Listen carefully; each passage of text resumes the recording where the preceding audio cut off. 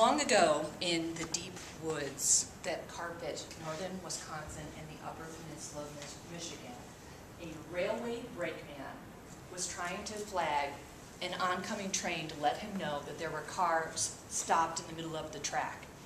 As he was waving his light trying to get the engineer's attention, he failed.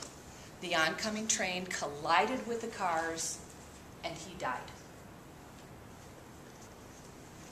In 1966, in northern Wisconsin, a carload of teenagers on a clear summer night are going down a back road near the swampy area of Dog Meadows. They pull over on the side of the road, and a brilliant light comes and fills their car and emanates down the power line. The kids are so afraid they take off and go report the incident to the sheriff. Since then, many people have come to the same site and experienced a light far off in the distance down the power line that starts out faintly and then comes towards them and grows brighter and brighter and brighter. This is the ghost light in Paulding, Wisconsin. My family owned a cabin about 50 miles from this site.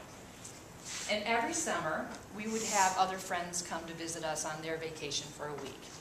And usually, one of the outings we would do was take a day tour up to the Upper Peninsula of Michigan. In 1978, the Wilcox family joined us. Sandy and her two kids, Kelly and Scott, were there. Myself, along with my three siblings and my mom, got into the old Pontiac station wagon, and the 8 of us headed up to the Upper Peninsula for a day of sightseeing. My mom, as a tour guide, was telling us we were going to start out by going to Lake in the Clouds, then we were going to take a nice hike to some natural springs, and on the way home, when it was dark, we were going to stop in Paulding, Wisconsin and see the ghost lights. Now, let me tell you a few things about my mom. For one, she has an extremely active imagination, and she likes to scare young children.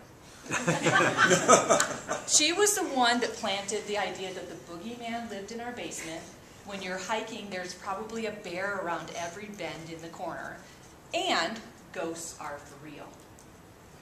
So, the rest of the day, for the next 10 hours, the 8-year-olds Scott and Patrick are peppering my mother with questions about the ghost lights. Mom, does everyone see the ghost lights? Has anyone ever died of a heart attack when they see the ghost lights? Mom, are we going to see the ghost lights? Hey, has anyone ever been abducted by the ghost lights? My mother never tired of these questions, and she would just keep feeding our imaginations. She explained to us that many scientists had come from Ripley's Believe It or Not and National Geographic's to try to explain the ghost lights. Some people thought that they were old glacial deposit with gases that emanated that helped make some of the spooky lights. Other people thought it was a phenomenon where on the power lines that some type of energy forces came and made the lights come towards you. And then others really thought it was the legend. It was the brakeman with his lantern coming out every night and still haunting the same spot. So, 9 o'clock at night, we're done with our exploring the northern peninsula of Michigan, and we are coming through Paulding, Wisconsin. It's rural and it is backwoods. It is dark. A street light is as rare as a palm tree in this area. My mom and Sandy are looking at the maps trying to navigate off Highway 45 and we turn onto Robbins Pond Road. My family has since renamed Robbins Pond Road Wet the Pants Road. We went down miles, and it is deeply wooded, and the headlights are just cutting their way through the darkness. Finally, we found the alleged turnout where you pull out to see if you're going to see the ghost lights. We are all terrified because we have spent the last 10 hours being fed all the things that are going to happen if we see the ghost lights. Mom, please back in so we can escape quickly if we see the lights. Mom, are you sure we're going to see the lights? What if the light fills the car What if the ghost knocks on the window? I was beside myself with what could possibly happen if we saw ghost lights. Well, we're all in the car and we look down the power line. We're backed in, the two boys are in the back.